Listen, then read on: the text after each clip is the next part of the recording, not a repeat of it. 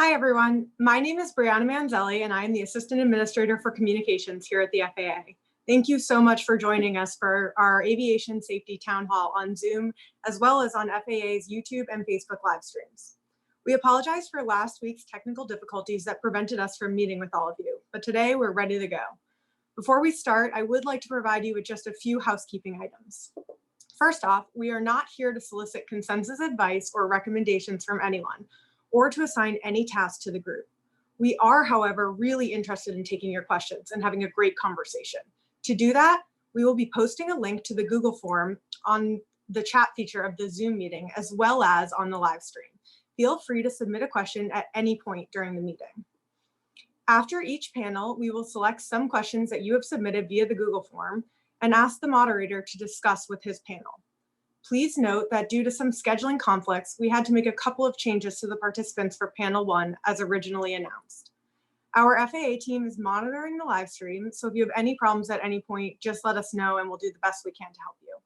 Oh, and for any reporters that are joining us via the live stream, please note that all discussions that happen during this town hall are for background purposes only.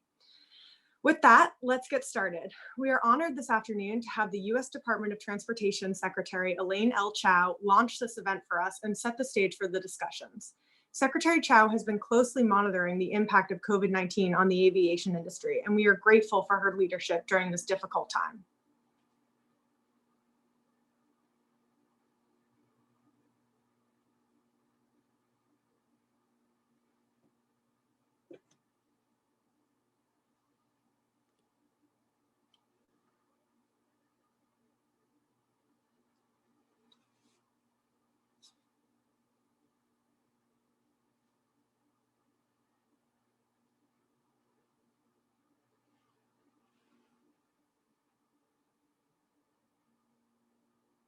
Thanks for joining us today. Let me begin by noting how hard Steve Dickson, Dan Elwell, and the FAA team have been working to keep the national airspace safe and operational during these unprecedented times. As we all know, the aviation sector is one of the hardest hit in our economy. The whole of government is doing everything we can to get emergency relief to the industry as quickly as possible and provide needed guidance and regulatory relief. Virtual meetings like these are important to keep the lines of communications open. Steve will focus on how the FAA is planning for the next phase when commercial passenger demand begins to recover and increase. But before he does, let me emphasize that safety must always continue to be our #1 concern. Fortunately, we have safety management systems that use data and voluntary reporting to uncover challenges today that could otherwise cause problems tomorrow. And that's why you're here today, to ask the tough questions and to figure out if data can reveal how COVID-19 might be impacting the safe operation of your businesses and how to get out front of any issue. So let me thank you for everything you are doing to help keep the skies safe and for taking the time to be here with us today to show your concern on this critical topic. When this pandemic is in our collective rearview mirror, I am confident we will look back upon this time with a sense of pride and accomplishment for helping our country respond to this crisis and be positioned for the recovery. Please take care of yourselves, your loved ones, and your colleagues. Practice social distancing and stay at home as appropriate. Keep safe. Thank you. And now we will initiate a live feed from FAA Administrator Steve Dickson. Well, thanks, Brianna. And thank you to Secretary Chao for the warm welcome and the words of encouragement. Your leadership, concern for people, and personal engagement continue to inspire all of us as we navigate through so much uncertainty right now. And like the Secretary, we certainly do look forward to the next phase when commercial passenger demand begins to recover and increase. We're all hopeful for that day. And that's part of the reason why we've asked everyone here today to discuss how we're dealing with COVID-19 in the present and to begin preparing for the road to recovery, or maybe we should really call it the runway to recovery. The U.S. aviation community achieved an unprecedented level of safety during our lifetime through hard work and strong collaboration. As we adjust to the new realities caused by this public health crisis, we must not let the challenges divert our attention from our never-ending mission to improve safety. It's time to be proactive, to come together as we always have to solve problems.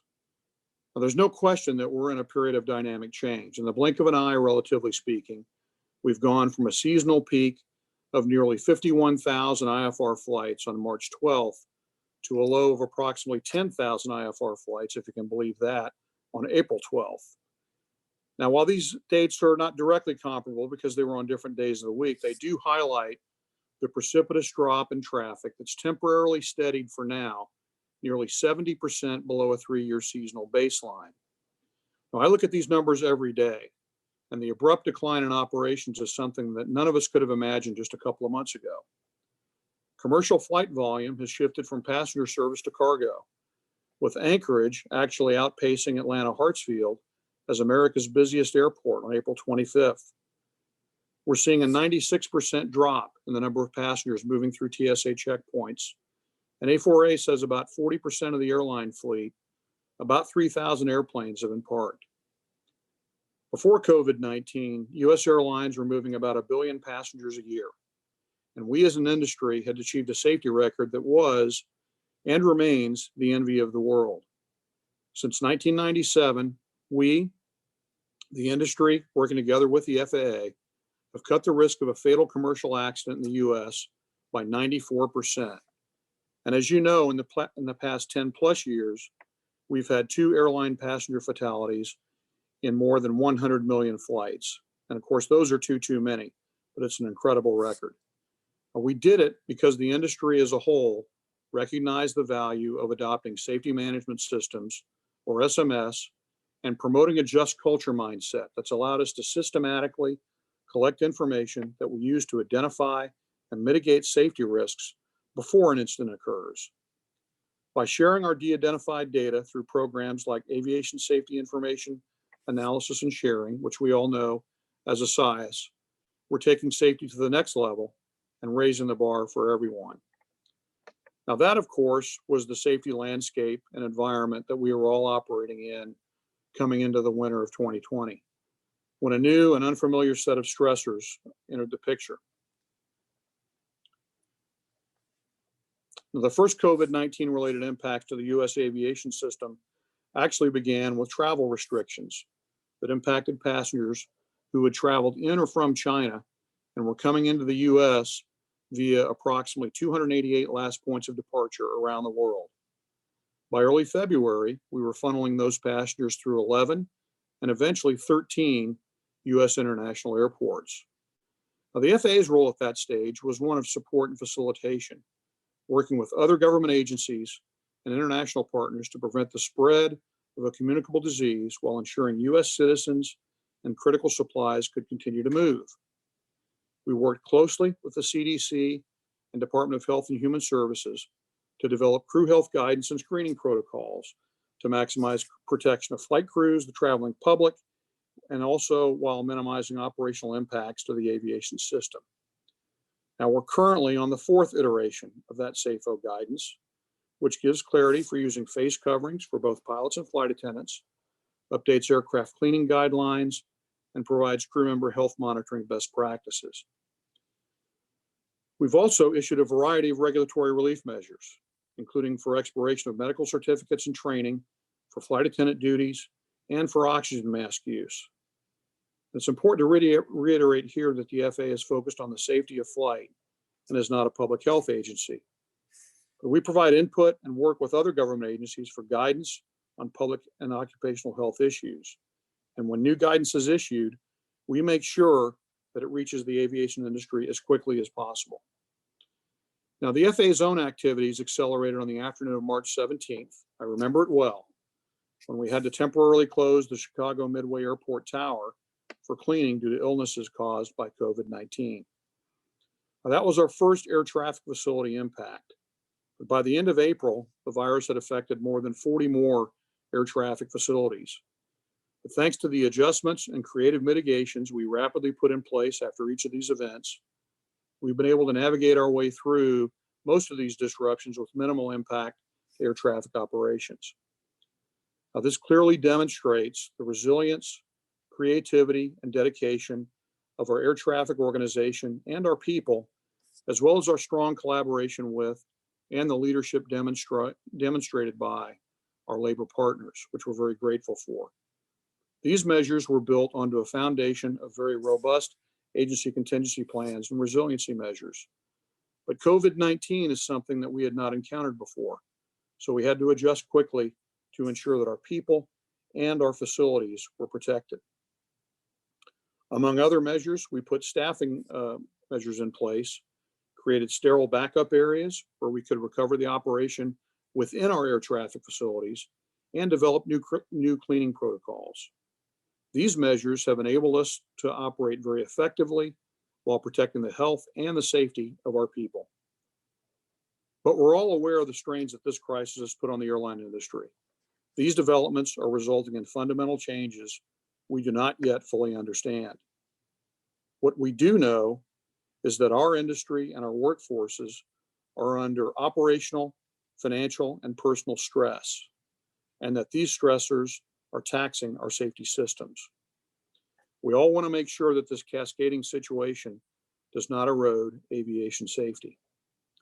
When one of the most productive platforms we have for airing out these types of concerns, Aviation Safety InfoShare, had to be canceled as a result of social distancing, I asked our safety team to gather the industry together for this virtual aviation safety town hall.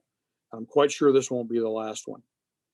With that said, I want to thank you again for participating, and let's get started on today's event. As you saw in your invitations, we'll have two panels.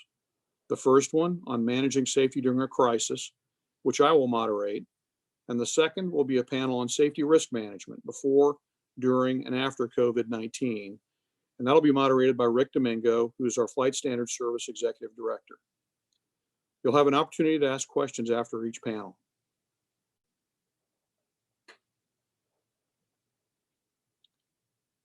And now, Bree, back to you.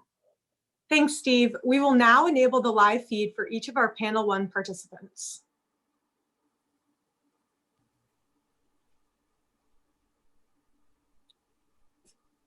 All right, thanks, Brianna, again. And before we launch into panel 1, let me say a few words just to set the stage.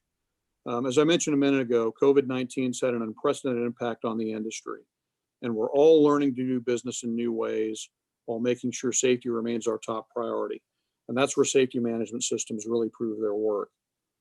Given how fast everything is changing, we don't always have a lot of time to evaluate new processes or to make changes. The situation's dynamic, and we have to act quickly. We've been asked to socially distance ourselves from our colleagues, yet we work in an industry that requires collaboration, close coordination, and a team-based approach across all domains. So how do we proceed? What innovations have you come up with in your organizations to begin to bridge the divide? Well, as always, collaboration and sharing experiences and knowledge is vital. We can't forget that. But we also know that data is what enables us to identify hazards before they cause accidents and to mitigate the associated risks. Sustaining that process and going back to what we know is critical, especially during uncertain times. So we've got that foundation, safety risk management, safety management systems. Now, safety risk management, or SRM in particular, as everyone knows, I think, is a key element of a safety management system. SRM is designed to support risk-based decision-making by identifying, evaluating, and controlling safety risk. It's a 5-step process that first requires an understanding of how a process or system works, and then enables a means to identify, analyze, assess, and control safety risk in the aviation system. The SRM process is a continuous loop, meaning that processes are repeated until the safety risk associated with each hazard is acceptable. Now, our SMS and SRM processes are being put to the test right now, as we all know, as air traffic continues to decrease and our workforce is impacted.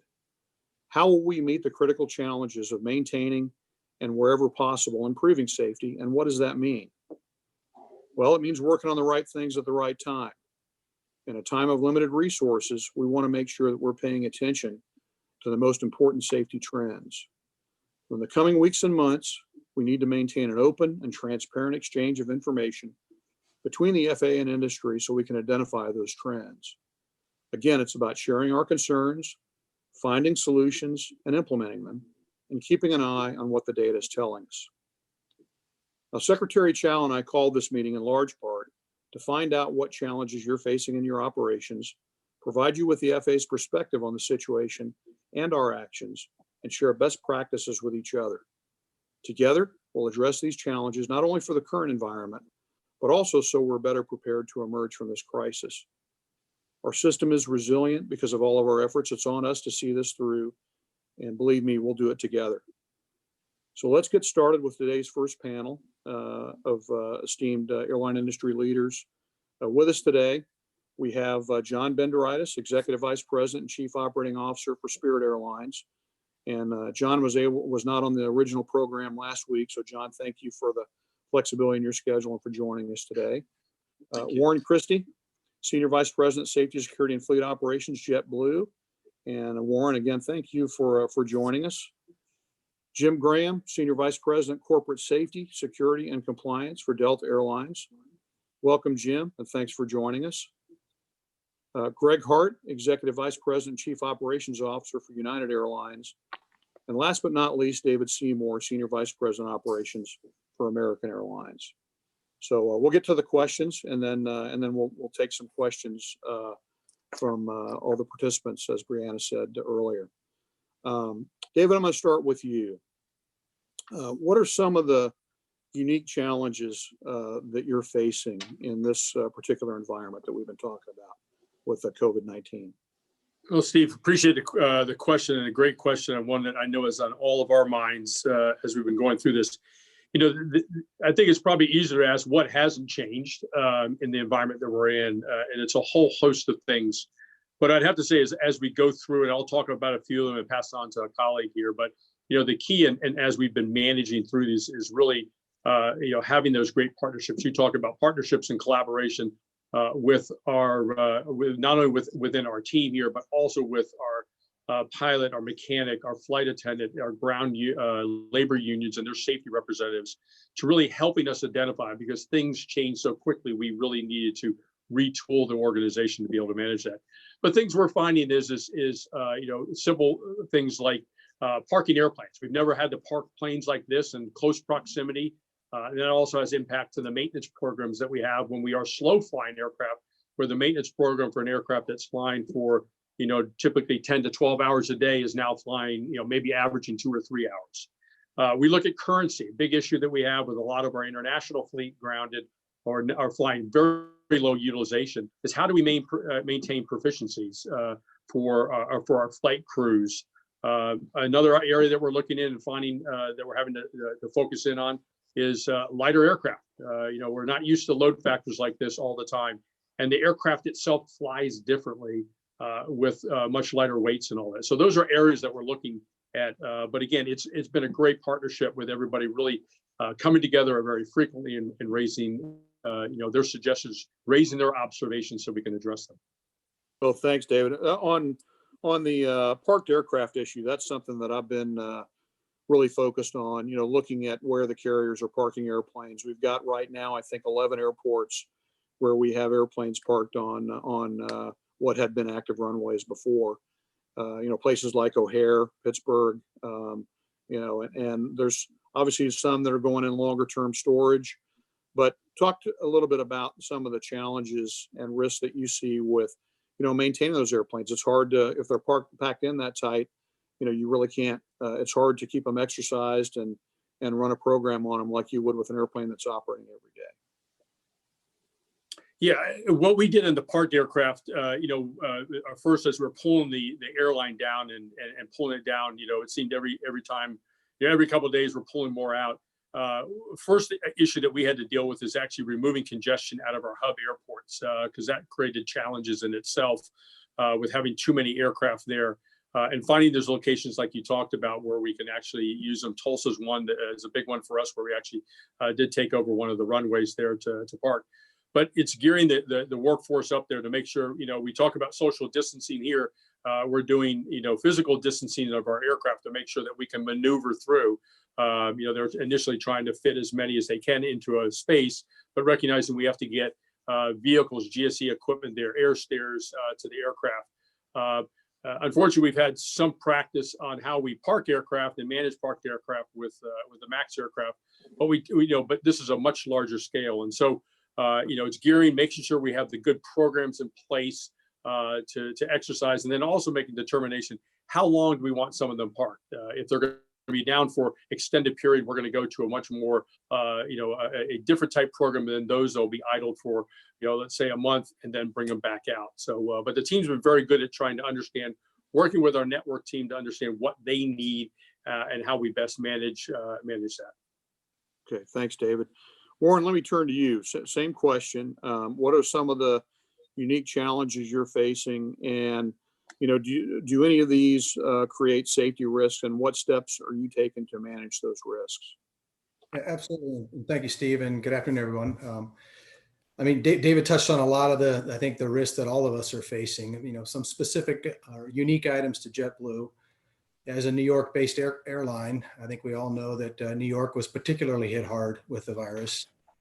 Our largest support center there, we've got our system ops center there, and the importance of that organization to running a safe operation.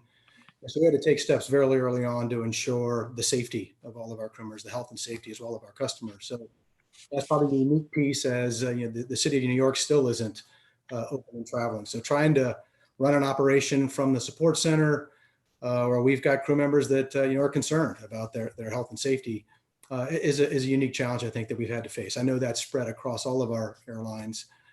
In addition to the things that David mentioned, I'd say I'd also add on to that, for our network, as we draw down service into some of our cities, and we think about aircraft diversions where we used to be able to divert an aircraft to a field where there was JetBlue support. Now, in some cases, we don't have the support that we once had, or at least not over the hours of the day that we had previously. So things like that you just don't anticipate, or you may not anticipate until you actually have an event, and then you're having to address it. And that's where I think that the SMS and our ability to identify these risks has really helped us in identifying. One other area that I'll mention is around emergency response. I think at all our airlines, most of our leaders are spread out at this point. If you do have to face and get the senior leadership team together because there is an incident to respond to in this environment, that's much different than we've had to do before. So we've increased the frequency of our drills, our review boards, to ensure that we're trying to stay abreast and facing the risk and just a vast amount of change that we deal with every day. Yeah, no, I get your point about emergency response. That's kind of the posture that we went into this with the agency. We had gone through Dorian in the fall, and of course we're getting ready for hurricane season now. But I knew that construct was not going to be sustainable for as long as we were going to be in this. So the agency stood up an incident management team that's worked 24/7 really since about late January to handle all of the things that were coming from inside and outside the agency, so we could deal with them consistently. So I get where you're coming from there. You could very quickly exhaust, your contingency planning apparatus if you were doing that all the time. So, Jim, same question to you. What are some of the new things that you're seeing, some of the new challenges you're seeing, and how are you managing those? Well, Steve, in addition to what David and Warren have said, which I think are very, very appropriate, we continue to model a philosophy that when you take care of your people, they will take care of your customers, and that includes both health and safety. So, from the beginning of the COVID crisis, we've focused on on health and safety first, and to help remove the natural distractions that can occur with the crisis so that they can stay focused on our customers and a safe operation. We instituted a pay protection for those that were at high risk, a greater access to medical care and to testing. We implemented a robust notification process when employees test positive, and an enhanced sanitizing program for both customers and employee areas. Whether it's PPE for employees or temperature screening for employees as they come on the property, the bottom line is we want to make sure that our people are safe.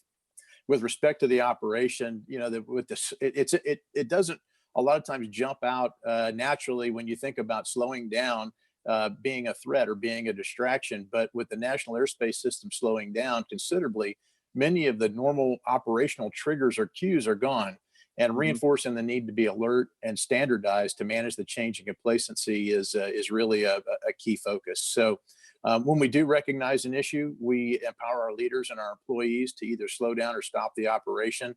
And certainly if they feel that there's a safety hazard, to bring in people to take a look at it and understand what that distraction is. And then we use really effective briefings, threat and error management. The ASAP reports continue to be absolutely crucial to our operation, because they tell us where things are developing that even though we have a reduced number of flights, when you normalize by rate, the information is still absolutely appropriate. And as you take that information and then you communicate it out, and you have to use appropriate means of communication now, which are much different than we've ever had before too, with social media platforms and so forth. But staying engaged with employees that many are working remote for the first time. It's certainly it is a challenge, but I have to say that I've been really I've been amazed at the dedication to understanding what's going on and mitigating those risks. No, thanks, Jim. And actually, the thing you brought up about slower pace of operations, or is actually, it's counterintuitive, but it is a threat. And I think Tim Arel and Trish Gilbert may talk about that on the second panel, because it's something that we're very aware of in our air traffic facilities as well. So, Warren mentioned SMS, and we talked about it in the introductory remarks. And I think, SMS has been mandatory for 121 carriers for about 5 years now. And so I'll start with Greg and then move to John. How can SMS help us identify trends and hazards so that we can focus on the most informative safety elements to monitor during these times and put appropriate mitigations or corrective actions in place? And Greg, I'll start with you. Well, thanks, Steve, and thanks to the entire FAA team for their tireless work to keep the air system running in such trying times. We have the good fortune of having one of your predecessors, Steve, as our chair of our board, Jane Garvey. And needless to say, our commitment to SMS starts at the very top of the company. And we've been involved with SMS ever since the pilot program kicked off many years ago. And it's really become part of our DNA. And we look at the SMS system no different than we do any operational system we have. Or any financial system we have. It's part of everything we do each and every day, and it's really embedded in everything we do. So we of course get a lot of data and a lot of insight from all of the activities we have around our safety action programs and teams around the system. The other thing we've done, which is especially important these days, is we've created something called the Corporate Safety Board, where our CEO and our operational leaders get together with the FAA on a regular basis to talk about the safety environment we find ourselves in, and emerging trends, and what we're doing to mitigate the risk associated with those trends. And Steve, you mentioned this earlier. As important as SMS is, equally important is the effort of the industry around ASIAS and CAST to bring our data together so we have a much larger, richer population of data to better understand where we're headed. And if you think about it, given how small we all are these days, it's more important than ever. And if you look at, and Steve, you referenced the safety of the transportation system today in the U.S. Collectively, the industry, along with the FAA, have built the safest transportation system on the planet. And if you think about what our teams do each and every day and the complexity that it that comes with that, it's really an amazing feat and something I know we're all really proud of. And the foundation of that, of what we've been able to build over the past, well, almost 3 decades now, is SMS. And it's incredible important. And no time is it more important than today, given all the distractions and the different environment we find ourselves in today. No, absolutely. Couldn't agree more. I mean, we've got to be able to get information, systematically, so that we can focus on where the trends are that we need to be focused on. So, and then there's new things out there happening, as we've been talking about for the last few minutes. John, what's your perspective on the value of SMS in this environment? Yeah, thanks, Steve, and good afternoon to everybody, and thanks for allowing me to join you today. I have a lot of agreement with my colleagues here. There's a lot going on, and certainly agree with what Greg had said. Our experience is that the SMS is already effective in its normal monitoring at identifying and exposing the additional hazards that are coming our way as a result of COVID-19. So having the robust SMS system in place is helping us to identify those things.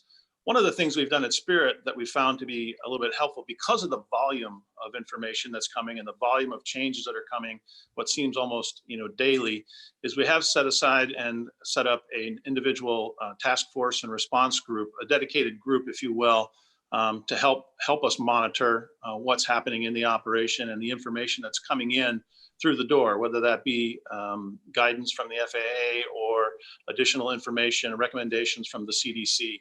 It's a cross-functional group made up not only of safety personnel and operational personnel, but certainly HR and finance and the rest. And what has done is it provide a single point of focus for the operation to raise questions as hazards are being identified. And the task force isn't the decision-making body, but it is a group that talks and discusses, vets questions, and then provides recommendations to the appropriate leadership team. So having a group like that assembled that can respond quickly, which I think is also very important, has been really helpful to Spirit. Okay, thanks, John. So we talked, I think Jim actually mentioned it, we've got, obviously we're made up of organizations. We're very people intensive industry, our customer service agents, our flight crews, ground crews, mechanics, technicians. Takes a lot of folks, to run the commercial aviation sector. And there's a lot of uncertainty out there. I mean, I'm dealing with it every day here within the agency. And given the pressures on our workforce, what changes have you implemented to support employees and sustain a positive safety culture? And how are you helping your teams keep their eye on the ball? And Jim, I'll start with you. What actions are you taking to make sure that your flight crews and your maintenance workforce, everyone can keep their eye on the operation and on safe operations? Steve, thanks. And it's a great question, because certainly the first thing we have to be focused on is how do we remove the distractions. But we all know that the distractions are going to be out there. So when they do happen and things aren't going as planned, then all of your people have to be confident in the fact that they can do something about that to change the string of events that are happening. So empowering the leaders and the employees to slow down or stop the operation is crucial. Those issues aren't just operational in nature. They're also, they tie into the personal safety piece. And we actually created a new focus on personal safety. And we started about 2 years ago, but with the reduction in the operation, it's given us a chance for a renewed enhancement of going in to actually investigate and review root causes for every single incident or accident that's happening out there, whether it's personal or operational, and being able to follow up with the appropriate individuals or the leaders within that group. We've increased the communication to our teams, and that really translates into having the leaders get out in either in virtual form or when they're able to, obviously in person, but to take those questions and to make sure that we're getting the word out on the actions that are being taken and that we are listening. So the listening culture has to be prevalent.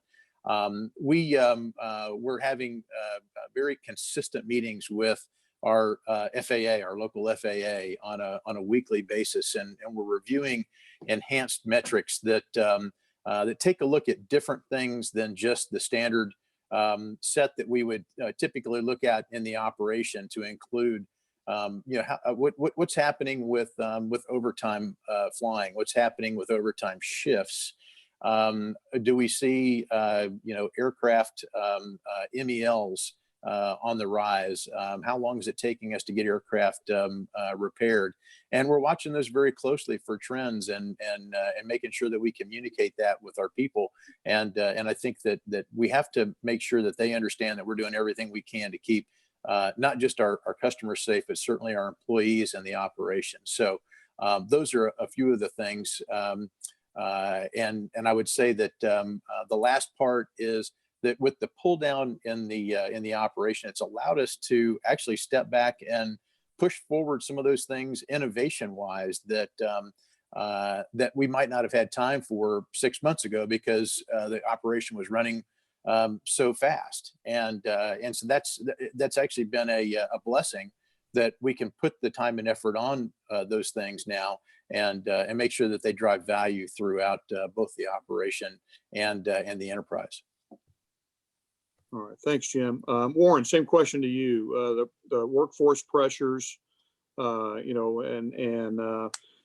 talked about, several of us have been through bankruptcy, mergers, change of company, whatever your career path has been. A lot of times it's not linear in this business. So how have you dealt with the, kind of the rapid change in the environment, the concerns about COVID, so that your team, sustains a positive safety culture, and they can keep their eye on the operation, on flying safely? Yeah, thanks, Steve. I think a lot of, getting your crew members or employees, to really, trust and follow is more by our actions than what we say. And I think some of the steps that Jim mentioned around, enhancing our cleaning practices, requiring facial coverings, social distancing, spreading out the workforce, enabling remote work. Those types of actions are what our crew members want right now. I think first and foremost, we show our commitment to their safety through our actions. We've also increased our communications. We're hosting from the CEO level host calls every week that are open calls for our crew members, and it's a free forum to ask any question you may around just the health of the airline, to the next steps we're taking to ensure safety, and even talking about days post-COVID, which at this point are difficult to imagine. But in addition, we've also ramped up our cadence of our meetings with the FAA and our CMU, where we have a great respect for the team there in Garden City, and a strong relationship and a collaborative relationship, where we're identifying the risks that we see, many of which come from our crew members, and then also asking them to get their feedback on the way that we intend to address some of those risks. In addition, those meetings with our labor organizations, meeting weekly with ALPA specifically, to kind of go through some of their concerns. And I think the more data that you come in, the more data that comes in, whether it's through our normal reporting sources, or if it's just from word of mouth and what our crew members are facing and dealing with and concerned about, day to day, really helps us to design the best mitigating strategies and manage the risk. So, I think a lot of it, though, is that, our steps are, what we are doing is being watched by our crew members, and that commitment is clear. And if they see they're taking the steps to ensure their safety, then I think they're confident that we have their best interests in mind, as we do. Okay, thanks. No, great points. I'm going to actually just one more question for me, and then we'll move to the questions from everybody who's with us. And Greg, I'm going to start with you, and this gets back to something that was mentioned before, and that's the role of the, what the agency and, our role as both the operator of the air traffic system, but also the safety regulator. And that's, what can we do to ensure that we as an industry continue to collaborate and continue to raise the bar on safety? Events like this, I think, are in a part. I think it was Jim who mentioned the work with a CMO. Are there anything that we can be doing that we're not doing, or that we could be doing better in terms of our engagement with you on safety issues or operational issues, or as an industry? I know a few things, again, may come up on the second panel. The commercial aviation safety teams, the executive committee is meeting about every other week now. So some things we've increased the cadence of, but we're going to have to find new ways of making sure that we continue to keep all of the safety lines of communication open. So any thoughts on that, Greg? Yeah, just first off, I think the collaboration is when we're collectively at our best. And, from our knothole, I think one of the things that we could use a little bit of help on is cross-agency collaboration as well. And something as simple as temperature tests. What constitutes a temperature that's too high? We've actually had trouble understanding or have had differing opinions on what that is. So help across agencies in terms of things as simple as that would be helpful. And as we all know, we find ourselves in a hyper competitive industry, but we've also proven time and time again we can be hyper collaborative as well. And our SIAS and CAS and everything else that we do as an industry is a great example of that. And now is a time that we need it more than ever. So the FAA has shown a strong history of collaboration, both with us at United, but across the industry, and leading that efforts. And we look for your leadership now more than ever, I think it's fair to say. No, thanks, Greg. And I think you'd be, there's a lot going on behind the scenes, both here domestically and ICAO to get good solutions out of the process here. So we will keep doing that. So thank you.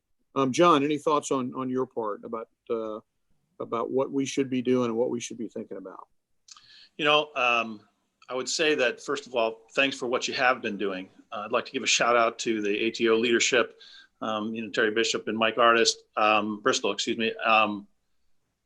The initial, stuff in Midway and Vegas was a small setback, but since then their communication has been transparent and continuous and genuine, and that has helped us run the operation. We've really not had any impact to the operation since those initial days, and so I think that's a great example of communicating well and collaborating together. Just continuing to do as the FAA has done and share best practices. Outside of this town hall, there are some industry meetings that are going on with some of my colleagues here that our teams are participating on. And I'm finding that the teams are very, very open and sharing information. We're all in a bit of an unknown time. And so we can learn from each other. I've certainly learned from my peers, learned a little bit today. And I think we just need to continue to do that. All right, thanks, Sean. David, we'll close with you, and then we'll go to the other questions through Bree. Any thoughts on what the agency could be doing, or what we should be thinking about? No, I think a lot of the items my colleagues hit on, is, I want to reiterate the shout out, whether it's on the ATO side of managing through the situations we've had, the collaboration, on the certificate side in terms of looking at, things that really we need to focus in on, medical renewals, other, certification or currency requirements that, we needed a break from to manage within the social distancing requirements that we had out there for our team members, whether it's in the schoolhouse or other things. Those have been great things. I think we need to continue to look at, what else we need to do. But it's been very good. Again, like I said, my colleagues have talked about their interactions. We're having the same ones, whether it be down at the CMO level, Steve, at your level or at the certificate level. There's a lot going on, and we need to keep doing this. This is a period in which we can't communicate enough. We can't collaborate enough because I think, as John said, this is uncharted waters for all of us.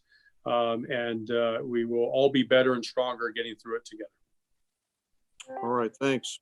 Brianna, I'll flip it to you here and see if we've got any questions from the participants we can get into here for the next few minutes. If she's there.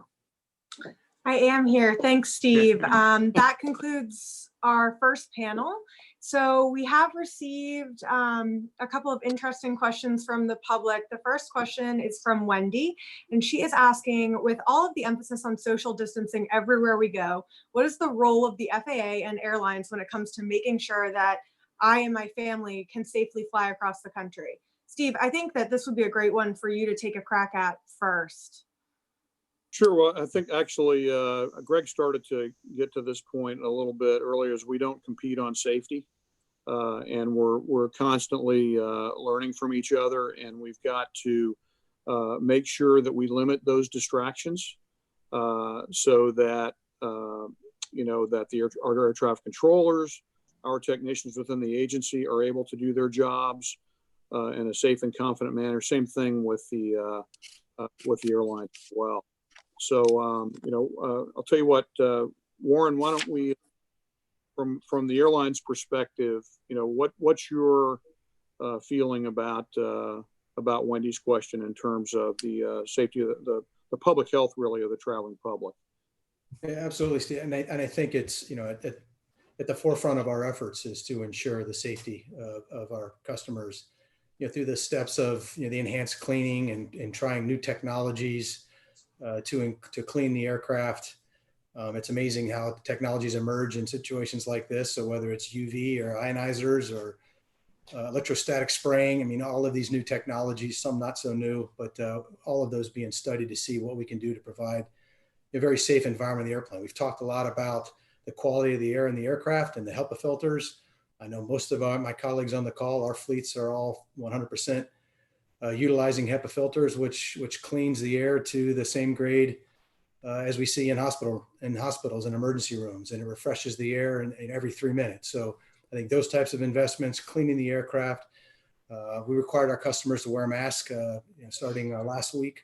And I think those types of steps are the ones that show our commitment to ensuring the safety of our customers, and we'll continue to make those as needed. One of the things, I've had a chance to look at some of the de-identified ASAP reports, and there are some of the reports are about shortages of supplies and things like that. Are you guys seeing systemic shortages of supplies out there, or problems in particular locations that you're concerned about? We did early on.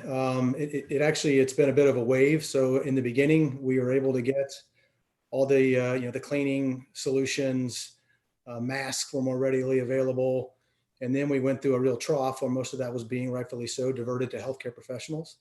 We've since then seen a much better availability in the market of all types of cleaning solutions. So specifically to answer your question now, Steve, we are seeing improvement. It doesn't mean that we've got everything that we're comfortable with the amounts that we have, but we certainly are getting very close, and we continue to explore.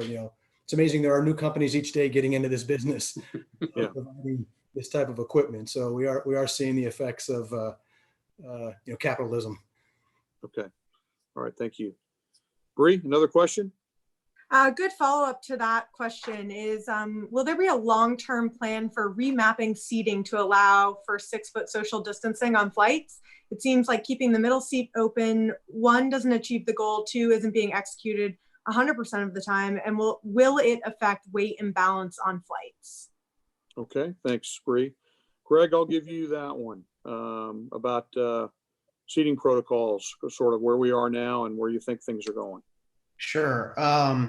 Well, I guess, one of the things to keep in the back of everybody's mind is we are out there flying today. Our crews are out there flying today because we're essential service.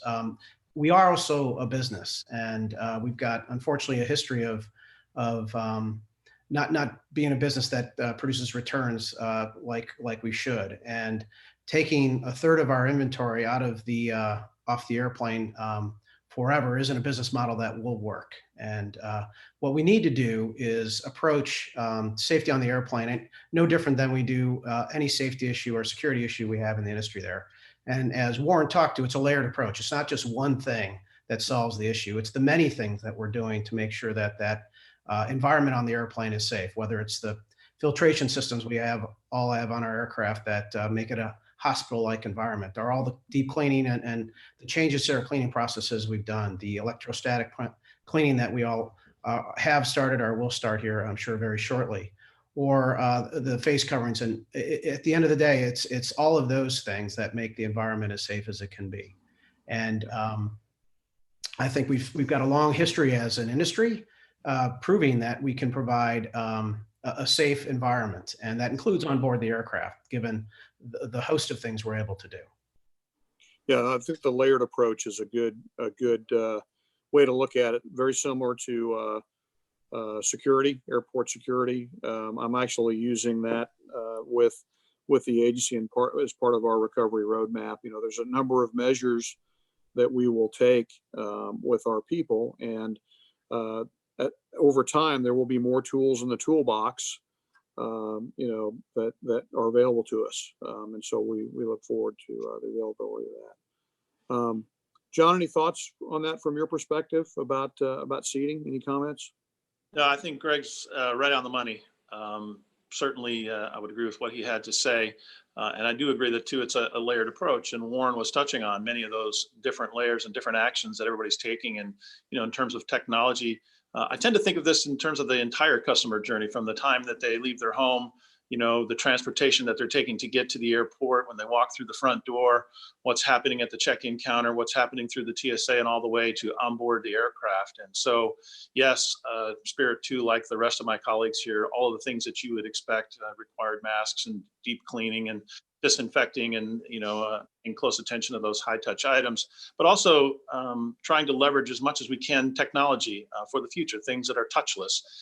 Can we get to the point where somebody can print the boarding pass by not touching the kiosk, but by using their smartphone, checking in their luggage? Can we do a service on board the aircraft where people don't have to touch the flight attendant iPad, but they can just hold their phone via like an Apple Pay kind of solution? And just, I think, communication too to all of the guests. We're seeing really good participation by the guests coming to Spirit. They know that they have to have a mask when they come, and I would say that, you know, our short experience this week would be, you know, I don't have the exact number, but it's certainly in the high 90 percentile of people showing up prepared to travel, and then just being mindful of everybody who's on the aircraft, trying to avoid face-to-face. And then when we're deplaning, you know, we're encouraging our guests to not crowd each other and, you know, be respectful of distancing when we can. So I think there's a lot going on. There'll be more to come for sure. We're just really getting into all of this, but we would subscribe, just like my colleagues, to the layered approach and working together to identify those new ways of protecting our team members and our guests, because that is our first priority for sure. All right. Thanks, John. Great. Great. Our next question is from John, and he is asking, even though airlines are under significant financial strain, what is the FAA and the industry doing to make sure corners aren't being cut when it comes to safety? Well, I'll take it for the agency, and then I'll ask Jim Graham to comment. You know, we are again, like as I said earlier, pretty much just holding on to what we know, which really is process and being data driven, and making sure that we remove as much uncertainty as we possibly can. Operational and safety organizations don't like variability. They don't like certainty, or they don't like uncertainty and unpredictability. It's not good. Pilots don't like to show up and the checklist has changed, or the flight deck. You know, we don't like our cheese to be moved. We want things to work the same way every time. When we flip the switch, we want the same thing to happen. So that's why we're really talking about being systematic, being disciplined, certainly being agile. But things like this safety management system approach allows us all to come together. It's essentially the operator, in this case in the airline business, it's the operator, the airline in this case, the regulator, and labor.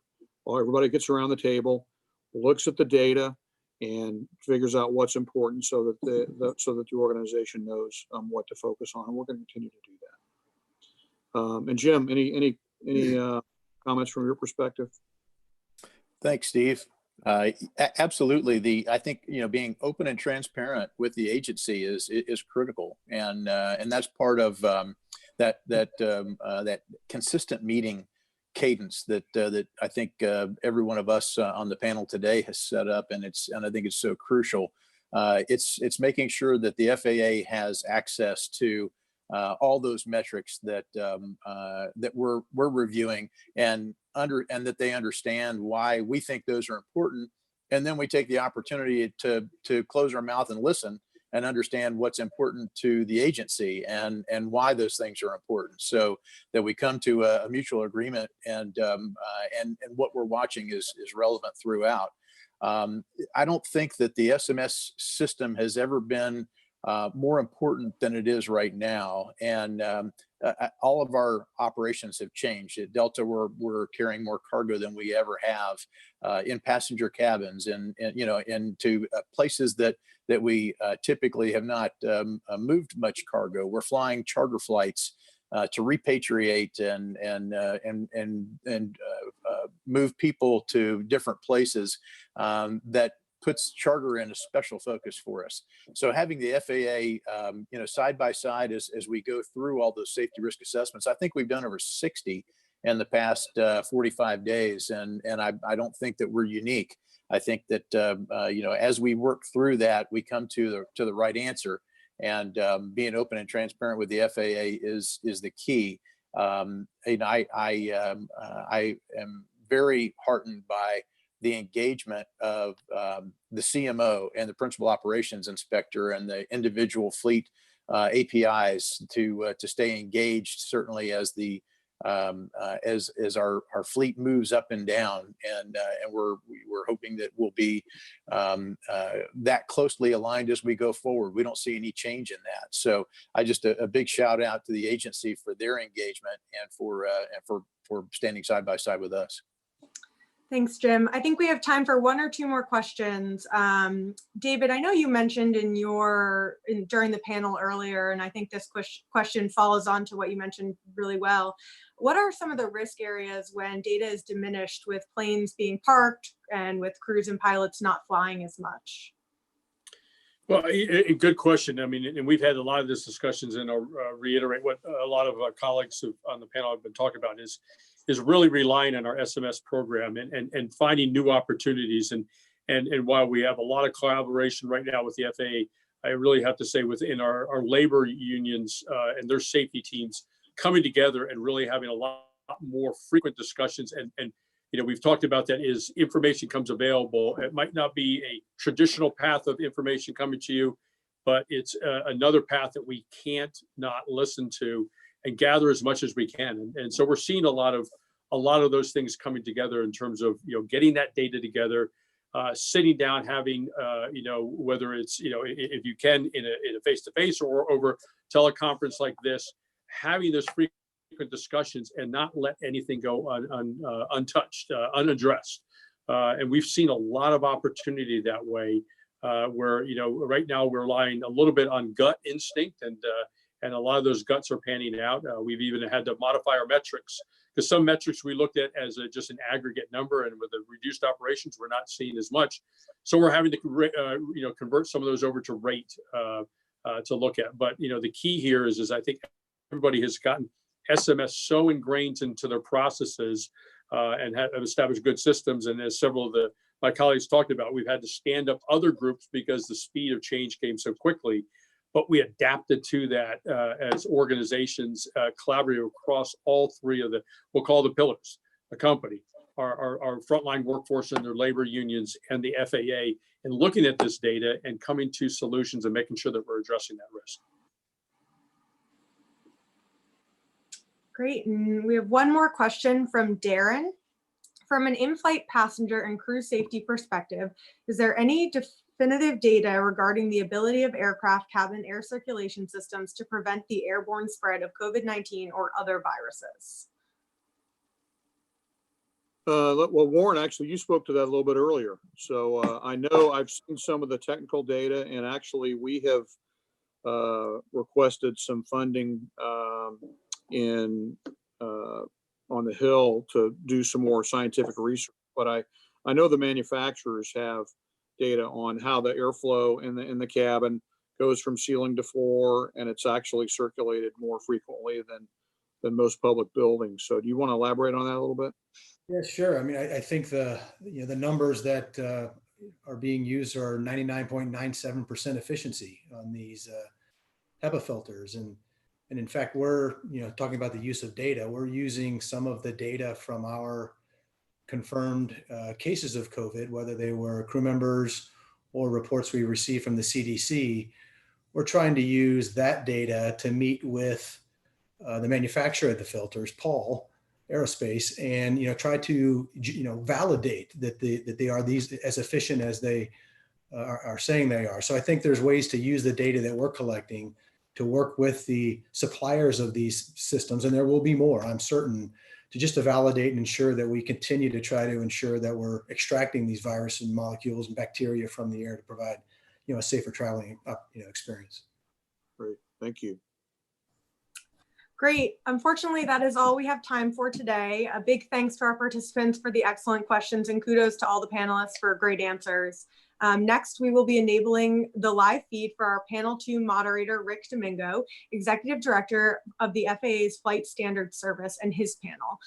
As with panel 1, the moderator will lead the discussion and then take some questions from the participants. For reporters who may have just joined, please remember that the discussions had on this call are for background purposes only.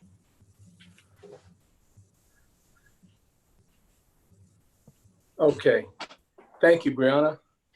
And thank you, Steve, for the panel 1 participants for that frontline view of how the industry is using safety management systems, or SMS, to help keep safety as our North Star during this crisis, and how we can use these same risk management tools during our recovery. What do you think? Before we start panel 2, safety risk management before, during, and after COVID-19, let me provide some additional background. First, I'll repeat what Administrator Dickson said earlier. Safety management systems and safety risk management processes support risk-based decision-making by identifying, evaluating, and controlling safety risk. SRM is a 5-step process that first requires an understanding of how a process or system works, and then enables a means to identify, analyze, assess, and control safety risk in the aviation system. The processes are repeated until the safety risk associated with each hazard is acceptable. SMS and its predecessors, a lot of voluntary programs, is a key reason why we, the FAA and the industry, have been able to cut the risk of a fatal commercial aviation accident in the US by 94% since 1997. But as Steve said earlier, this is the first time in aviation history that all segments of our industry are simultaneously under stress. And it's not just a single carrier, it's everyone. So what does that mean for the FAA's oversight program? It means we have to be on the lookout for indicators that these new stressors might be affecting our workforce. And our workforce is comprised of airmen, operators, manufacturers, designees, mechanics, and flight attendants, and many others. So as an aside, if we still did the kind of direct hands-on oversight we used before we moved to risk-based decision-making and SMS, we would need an inspector corps larger than the entire FAA workforce to do the work this crisis requires. And even with our risk-based decision-making and SMS safety nets, the situation requires that we ask new questions. For example, we have much less traffic, but surface events continue to be a problem. So we have to ask ourselves, why is that? And speaking of surface, what are the effects of the 3,000 parked aircraft that Steve mentioned on runway and taxiway safety? So we also have to consider the mental states of all employees as well. The COVID-19 public health emergency presents a new set of challenges. For example, pilots are trained to manage distractions and mitigate risks, but there are now concerns about inadvertent transmission of the virus to family, friends, and coworkers. These concerns create the potential for distractions on the flight deck, and the environment is ripe for distractions all across the industry. These are the new kinds of issues and questions we need to consider. However, this is where our risk management tools can really shine. Steve and his panel already spoke about SMS, but I can't emphasize enough how the SMS framework is tailor-made to accommodate issues like the ones we are now experiencing. It enables us to manage safety in a dynamic environment, and it doesn't get much more dynamic than what we're seeing right now. An airline's SMS can be modified to verify that processes and protocols are in place to comply with CDC guidance, including for flight deck cleaning and crew notification of COVID-19 events. Knowing that their employers are following CDC guidelines can go a long way in alleviating crew member and employee concerns, allowing them to better focus on their jobs. We also have the benefits of a SIAS to help us monitor and identify risk in the system, and we have the data-driven analyses by CAST to develop effective mitigation strategies. So with that background in mind, we'll turn to panel 2 to talk more about how we can tackle the COVID-19 driven challenges using these tools, our collaborative partnerships, and an open exchange of information. So with us today, we have Tim Arel, the Deputy Chief Operating Officer, Air Traffic Organization, FAA, Captain Bob Fox, First Vice President, Airline Pilots Association International, Trish Gilbert, Executive Vice President, National Air Traffic Controllers Association, Lee Hayes, Director of Safety, Republic Airways, Michael Coelho, Vice President, Corporate Safety, United Airlines, and Bobby Wells, Vice President, Safety and Airworthiness, Air Operations, FedEx Express. So welcome to all of you, and I'll start with some questions. First, I'll direct a question to one of you in particular, but to the others on the panel, because of your expertise and your experience, your knowledge, if you have something important to add, then please chime in. So let's get started. All right, the first question, Tim, Arel, I'll go to you.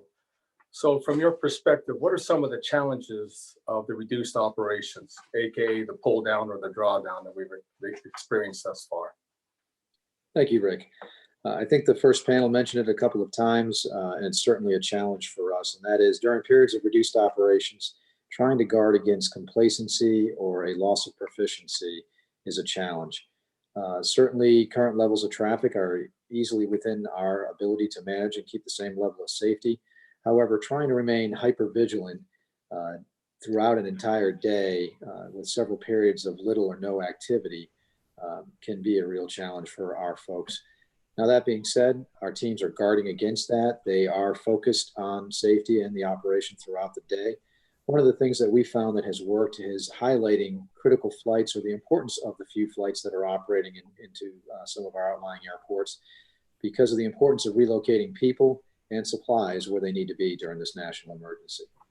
Another element that we're guarding against is distractions. Early on, we limited the amount of visitors. Actually, we're not allowing anyone in the operational facilities unless they have a need to be there, key up a microphone and work airplanes or work on the equipment. That is limited internal distractions.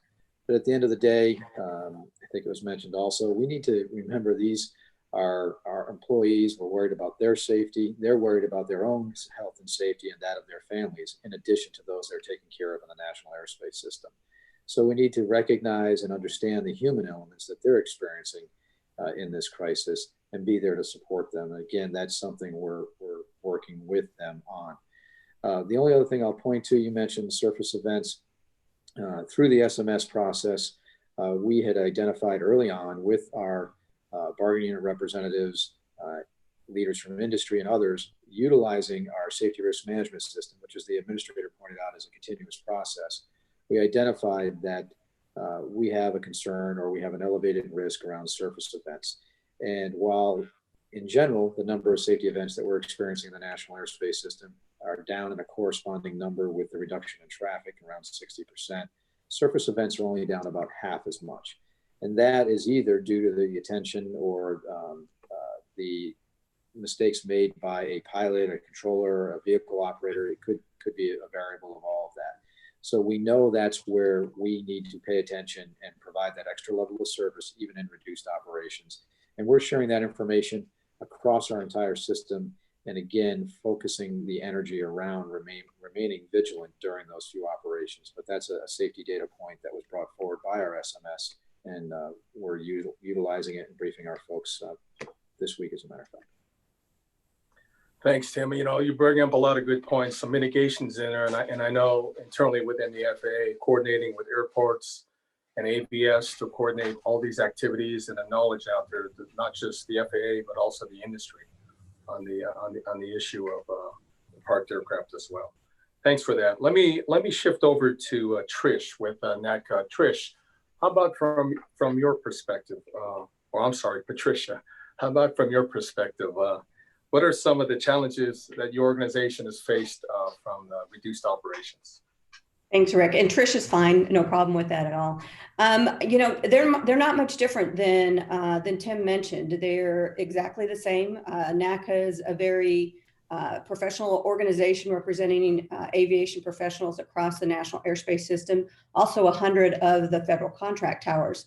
So safety above all is our motto, and that doesn't change even in a worldwide pandemic. That stays constant. So the focus is something that I think our workforce is up for. They've been through different levels of crises, whether it be government shutdowns, the Chicago fire, or even 9/11. And they are very flexible and responsive to figuring out a way to get the work done and keep the system safe as they move through any crisis.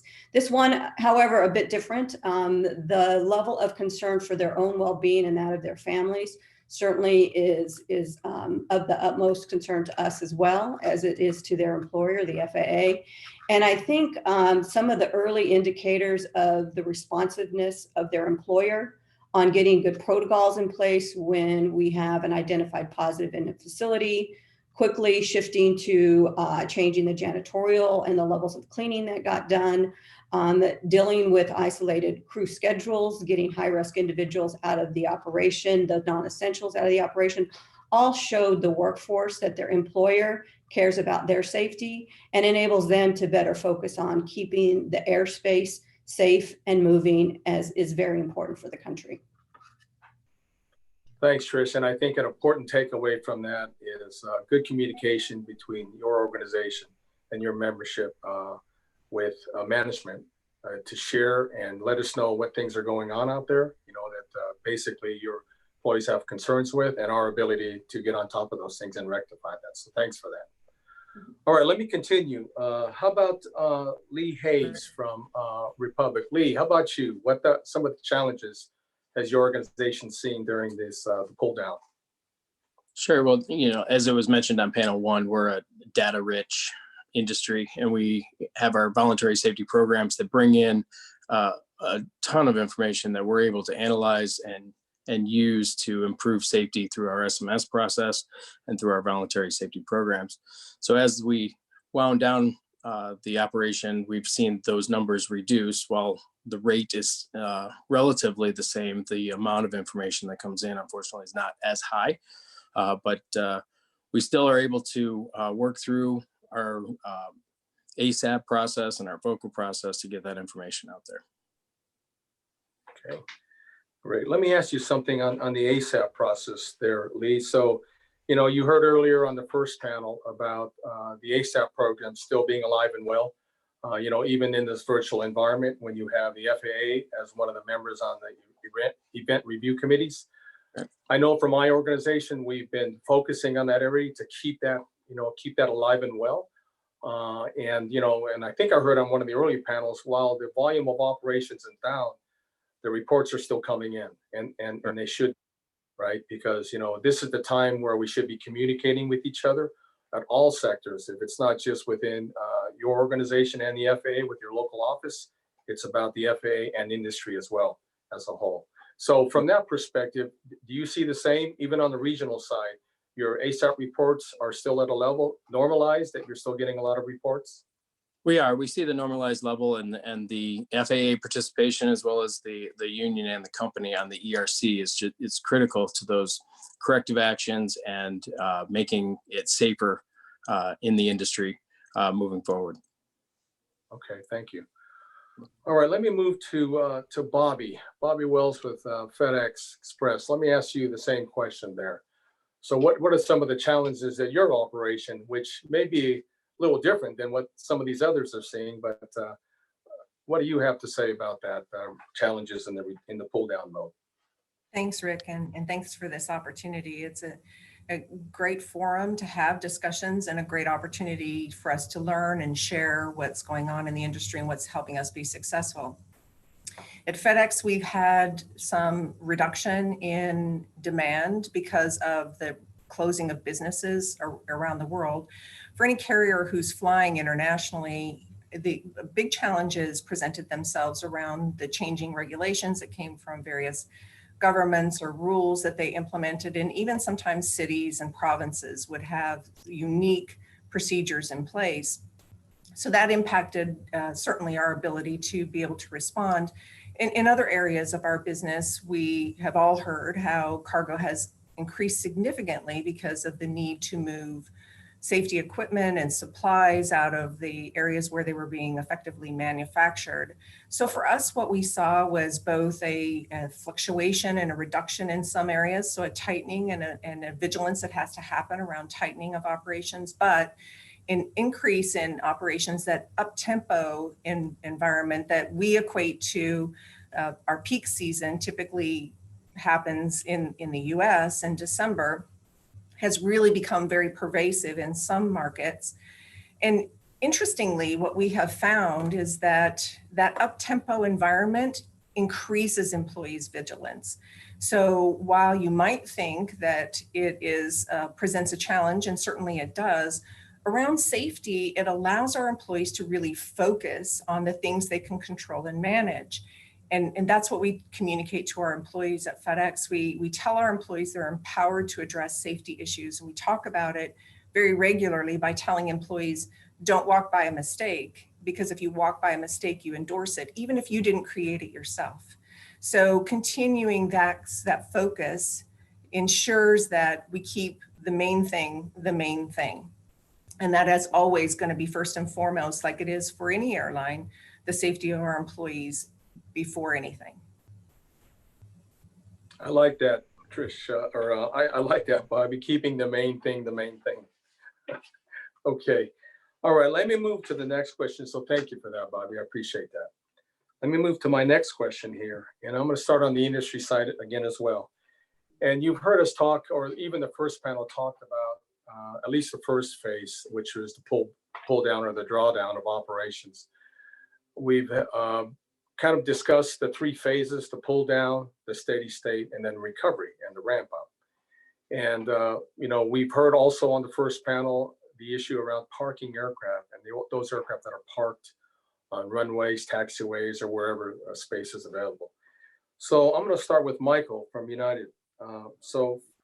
As a drawdown as operations has occurred, what risk have you identified, has your organization identified with parked aircraft?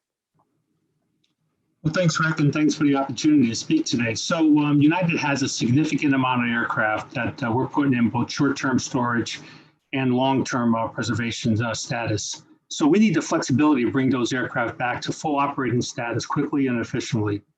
We never had this many airplanes in storage at one time. So we need to ensure processes, procedures, and manpower in place to fully maintain the appropriate status. We do that via the strong audit processes and surveillance plans embedded in our maintenance CAS program, continuous analysis surveillance system. Additionally, since we do have a large number of aircraft in storage, sourcing the proper equipment like engine covers, wheel covers, et cetera, for such a large number of aircraft can be an issue, since every airline has the same needs and everybody's competing for those same needs. Finally, we have a tremendous amount of assets in the billions of dollars located in one area in very close quarters, and some in hurricane-prone and flood areas like Houston. So we need to manage that risk of having a plan to quickly secure and or fly away those aircraft in the event of a worst-case scenario, a Category 5 hurricane. Regarding ground operations, we need to manage injuries. We have no higher obligation than to send our people home the same way they came to work, and to manage aircraft damages, which can be costly. And with the people issues, whether it's in the flight ops, in flight, across the entire operation, this has affected them personally, professionally, and financially. And so how do we keep people's heads in the game when all three of those elements are playing and there's a serious amount of distractions? The dread of working in close quarters in an unfamiliar, unlighted environment, sometimes in inclement weather.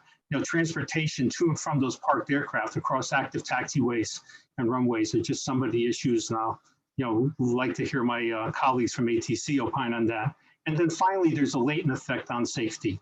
Storing aircraft on a runway or taxiway in and of itself is certainly not unsafe, but it does have a high impact on both flight operations and air traffic control. We talked about non-standard airport configurations, such as the incident we had in San Francisco. Obviously an issue in light of the lessons learned there in San Fran a few years back. Modified approaches and misalignments, our colleagues in ATC, in an effort to accommodate to a more favorable runway, may offer an option for a sidestep to a different runway.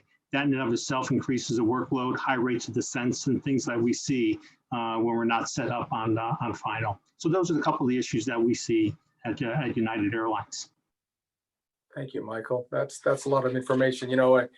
From the FAA's perspective, we also put out some information, safe alerts for the parked aircraft, knowing that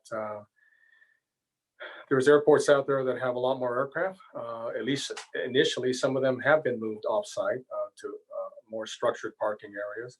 But we know that that's a concern for both airports, air traffic, and also flight standard service. So just a matter of coordinating those activities. When the FAA puts out a SAFO, of course, that's information we share with all the 119ers for each airline, and that have all the required positions. And I think we can use that information and for important awareness, even before where the flights are going, because right now, from my understanding is, while there's a high number of aircraft that are parked out there, we haven't had any major incidents or anything because of this awareness that we're sharing. And even the CAS team will probably pick some of that up later on, Michael, as you well know. Okay, thanks for that. Let me go to Lee Hayes, because I know you do fly co-chair with United as a mainliner. How about your operations? What are some of the concerns you've seen or challenges you've seen in parked aircraft as well?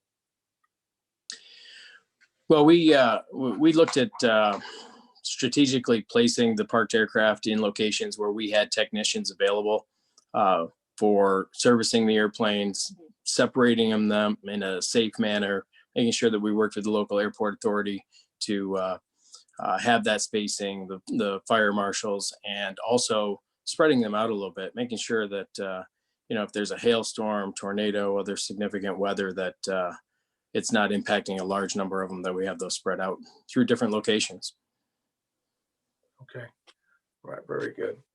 All right, let me go to Bob Fox, Captain Fox, just from a perspective that you have. What are some of the challenges you've seen in parked aircraft? Yeah, well, thank you, Rick, and thank you for inviting the Airline Pilots Association to this town hall. As you know, we represent 63,000 trained professionals out there from 34 different airlines. So when you look at the distractions going on with these trained professionals, there's a couple of things. The first, with the recent announcements on manpower at United and Delta and other communications, many pilots are wondering if they're going to have a job October 1st. So that's first and foremost on their mind, and I feel for them. The second piece is they're human beings as well, and they're concerned about their health and the health of their families. We've received many reports that I think we've shared with you from 17 different airlines where the SAFO guidelines that you have put in place are not being followed concerning cleaning, disinfecting aircraft, providing the proper equipment for our crews, and also notifications when they may have come in contact with a COVID positive individual.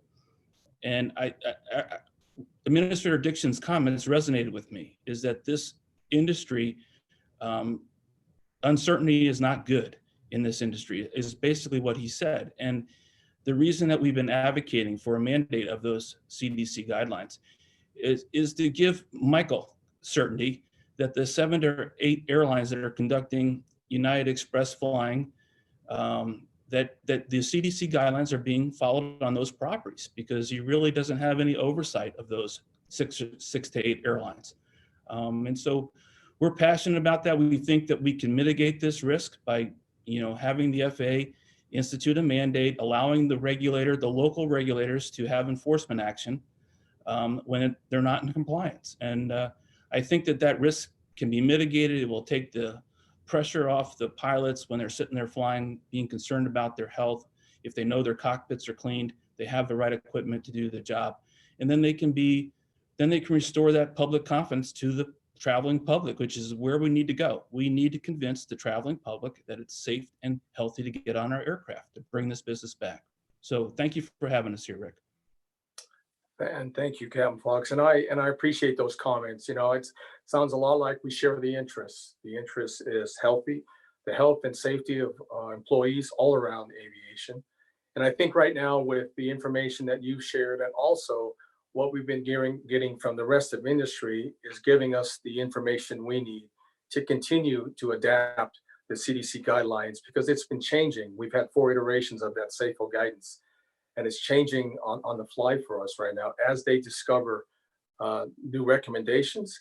And even if you go to the CDC website, even that is changing. There's a lot of good information on there that I hope people start picking up, because it's great information for the aviation sector to use.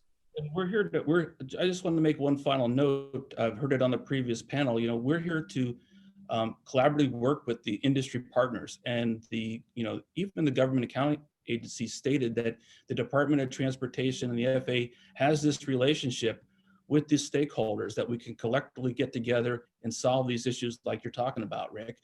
Just like it's being done right now on the commercial aviation safety team. That's what they do. They look at the data and they mitigate the risk. So we're willing to help. We're here to partner. Thank you for that. All right, let me move on to, let's go to Bobby. Well, Bobby, I'm not certain this really applies, but I'd like to, we'd like to hear your perspective on it, from any parked aircraft. And I think from your perspective, it just may be more the airports that you transit rather than your organization itself. So what are some of the challenges that you are seeing in that area? Thank you, Rick. Yeah, we have not experienced and are grateful for not having to experience the challenges that the passenger carriers are relative to aircraft parking. We do have, obviously, like every airline, a very effective aircraft parking program that ensures that we properly maintain and keep track of those aircraft when they're parked so we can return them to service effectively and do so in a timely manner that allows us to be able to be responsive. For us, when it comes to operating in and out of those airports where aircraft are parked, it's a matter of making sure that that's communicated effectively to our teams. But I'd like to also touch just a bit about the psychological impact of what happens to our employees. It's been mentioned several times that with the impact to aviation, there's so much uncertainty that happens, and that uncertainty is not only disruptive to the effectiveness of how we operate in the world, both at home and at work, but also can become potentially debilitating. I mean, there's just been a lot of misinformation. There's been a lot of distraction in the news and confusion about what's correct.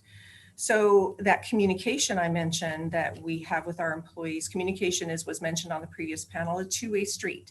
We've increased the amount of communications that we've had with our employees. We have a regular cadence where the senior executives in our organization are communicating directly to frontline employees. But then the feedback loop for that is that we've increased opportunities and pipelines for employees to communicate back to us. So beyond ASAP and all the traditional essential ways that we have employees talking to us, we implemented a team that operates 24/7, the COVID coordination team that's there to take employees' questions and frontline manager questions immediately. So ensuring that as these things have come up that are unusual or unexpected, whether it's parked aircraft or any other issues that are going on in the system, we have the ability not only to give employees feedback and answer their questions, but we also have an opportunity to log those questions in a very quick format that allows our leadership to address them systematically across the organization. Sounds like a great system, Bobby. One of the important aspects I think has been a theme throughout both panels is communication, right? We can't fix what we don't know. And I think that's the important piece. It sounds like you're using that, and it can also feed your SMS programs as well, if there was areas that are deficient, at least from an employee perspective. All right, let me move on to my next question. So thank you for that discussion, panelists.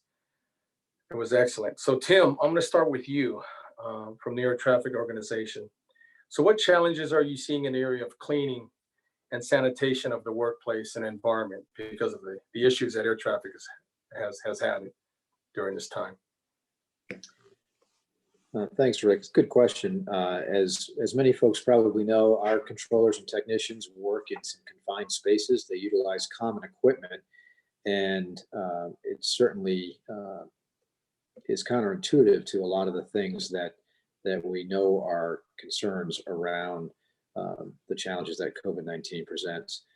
So I would say that early on, it's been mentioned that we had some challenges at Chicago Midway and Las Vegas when we experienced some of our first COVID positive events. And we had to quarantine large portions of our workforce.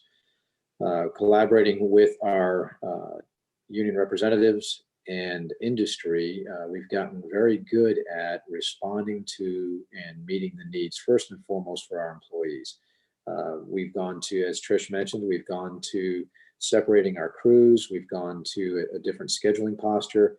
We've collaborated with industry to make sure that our posture matches when their traffic is occurring and when those peaks are occurring. So we provide the same level of safety and the excellent service that they're used to receiving in a normal operation.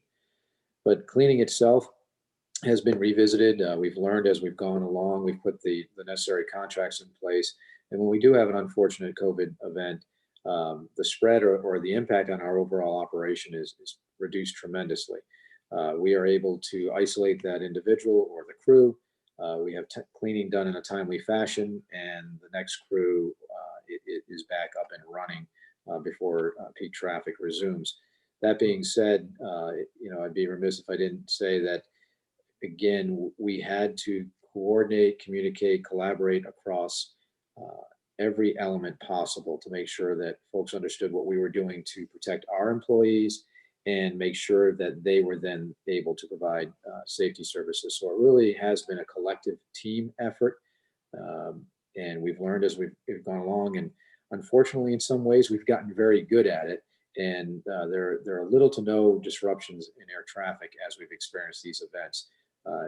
When we do have that positive event, contingency plans that we put in place through our SMS early on prior to this event have been what we've relied on, and adjacent or underlying facilities have resumed that traffic or provided those services when we've taken a facility offline. All right. Can I add a little bit to that, Rick? Certainly. Go ahead, Trish. Yeah, I mean, I think we did everything right. I think if we could do it all again, we would have just done a couple things sooner. We learned a lot from Midway in Las Vegas. Our initial protocols utilized the public health authorities in states and counties. Unfortunately, they just didn't have the capacity to be as responsive as we needed them to be. So we quickly pivoted to using the FAA's flight surgeon teams to weigh in with their medical advice and the contact tracing that needed to occur. Again, the cleaning CDC guidelines have been vital to coming up with good solid protocols. Having JCAT do a stakeholder conference call with each event to see what comes next has been critical throughout the steps that we've gone through. Again, I think we've got good things in place now. Had we known though what we know now, then we would have just done it quicker. But I think we've learned a lot. If you go from the exposure that we had in Indianapolis Center or even Midway to what we see now when we have a positive in an air traffic facility, all of those things, the cleaning, the schedules, have the responsiveness of the medical community, the flight surgeons have been critical to get the operation where it's almost seamless. You don't see an impact to air traffic because we're able to really quickly put in those contingency plans, isolate off the areas that we need to, get in there very quickly and clean, contract trace appropriately, and get people back to work. So We have gotten a lot better at it, but I think that we all realize how important it is to keep the system moving, as well as keeping the people safe that have to keep the system moving. Thank you, Trish. And it sounds like the work that you've done with the air traffic organization. I can tell you this, for a lot of the rest of the FAA, we've learned from you on how air traffic dealt with cleaning the workspace after these events came online. So thank you for that. Let me, Captain Fox, you have something. Yeah, thanks, Rick. To build on what Trish says is that, we are essential workers. And, we have over 300 positive cases in our membership right now. And we've also had several pass away. So it's a serious issue. People are understanding it better more and more each day. We have the HEROES Act that was just put together by the House that talks about a mandate of these guidelines moving forward. But in the interim, Bobby brings up a great point, is that the SIS data and the ASAP data, the SMS processes is fantastic. It's built this industry, but there's a delay in getting those reports where we can use. But Bobby's team is, what I understand, is now looking at the input coming in from the employees real time every day. And maybe it's time to put together a task force led by the FAA that we can get into the specifics. And we're willing to partner with that to provide the real time examples out there to get the cleaning, get the gear, and get the notifications processes in place to build that health safety network. And I just think it's important that we move fast during this period of time when we basically have the pull down. We have over 50% of our aircraft parked. That means we have 50% of the aircraft that we don't have to clean. And we can conduct training with the employees that we're going to use to do the cleaning and teach them how to use the products and decide what products they need to be using. And all of that stuff, I think we can move forward rapidly, if we come together and collaboratively work together as we have in the past. Thank you, Captain Fox. A lot of good points. Thank you. Let me move to Michael. Michael, from your organization, what challenges have you seen in this area?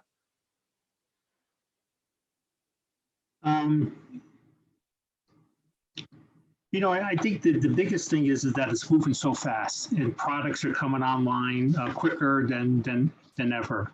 And how do you understand the efficacy of products that you want to use, to Bob's point, to clean the cockpit effectively and efficiently? So I think that's our biggest challenge. But I also think it's, to Bob's point, it's about strong collaboration, not only with the Airline Pilots Association, but with all the groups, including our CMO. We talk to our CMO on a weekly basis and get that input. And I love Bobby's quote about don't walk by any mistakes. And that includes our CMO. They're the first to raise their hand and say, hey, we're seeing something here that needs to be corrected. So I think it's about that strong collaboration and understanding what is the best practice out there. Yeah, thanks, Michael. A good takeaway from what you just said, and I heard it on panel one, I captured some notes there, is a collaboration that the carriers have with the CMOs. It seems like they've stepped up communication. We all know we're in this boat together. We all know that there's things going on, pretty widespread across. Like we talked about earlier, this is not just affecting a particular carrier, but it's affecting the entire industry. And we know without that close coordination and sharing information, we can get on things a lot quicker unless we do that alone, which I know we don't want to right now. To one of Bob's points earlier, and I think is important for us, is as we look to see what best practices we as the FAA and the industry can come together and discuss. I think a lot of the carriers right now have programs specifically for dealing with COVID-19 events. There's a lot of information that you're tracking, how that feeds your SMS for timely redesign of processes or procedures that you have in play is important.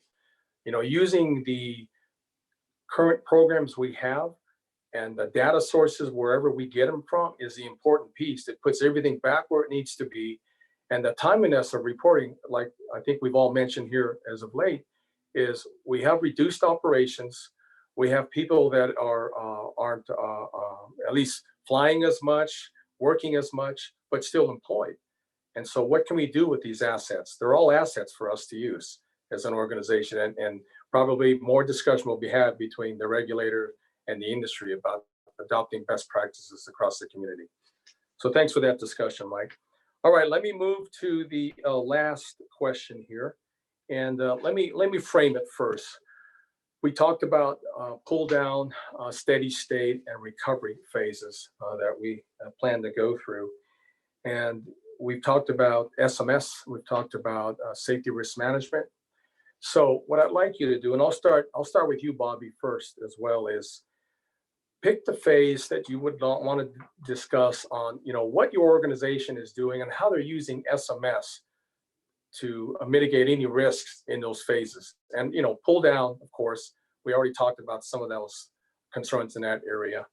Even at forecasting, as we get to steady state and even ramp up, how would you use SMS, or how would your organization use SMS to help you manage safety through those other phases?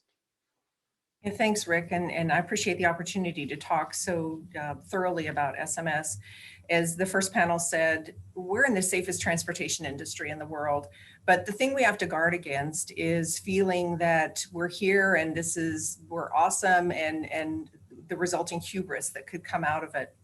Fortunately, in aviation, we're always looking for ways to improve. That continual improvement, positive cycle is an essential part of what makes us better. And SMS drives a lot of what we accomplish when it comes to that continual improvement framework.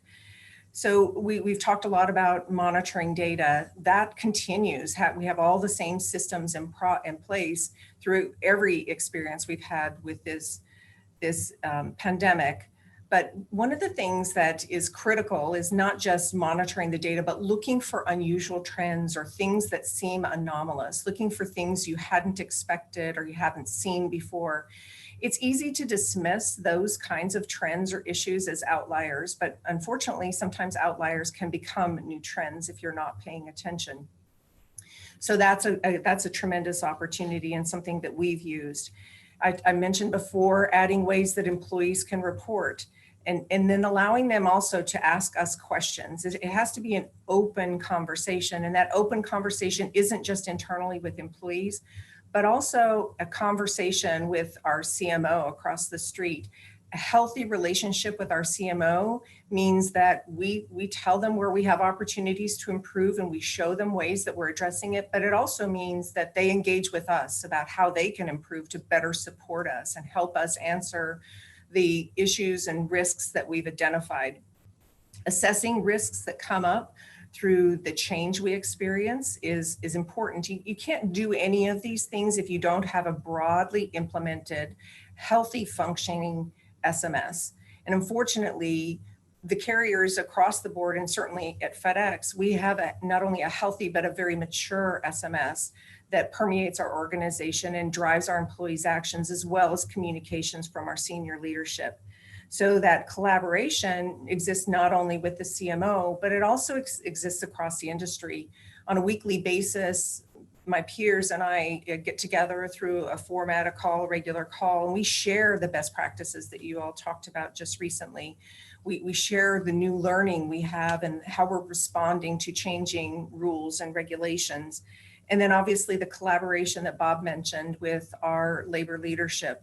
That always is important when it comes to safety. There are going to be things that they see that we may have missed, opportunities that we can address, and they're a critical part of our team when it comes to safety. So being able to take what was talked about previously, that uncertainty out of the mix, especially since nobody's ever done this before. This is a brand new environment. Everybody's learning. Trish talked about this. We have to have a learning environment. And fortunately, we enjoy that in aviation. We're not looking for all the ways we do a great job. That's important because we have to repeat it. But it's really also much more about, especially when it comes to addressing risk, it's much more about where do we still have opportunity and what's the best mechanism for us to address that going forward. Rick, can I add something to all that? Certainly. Go ahead, Mike. Yeah, so normally when an airline is under stress, we put it in enhanced oversight, and we talked about system enhanced oversight now.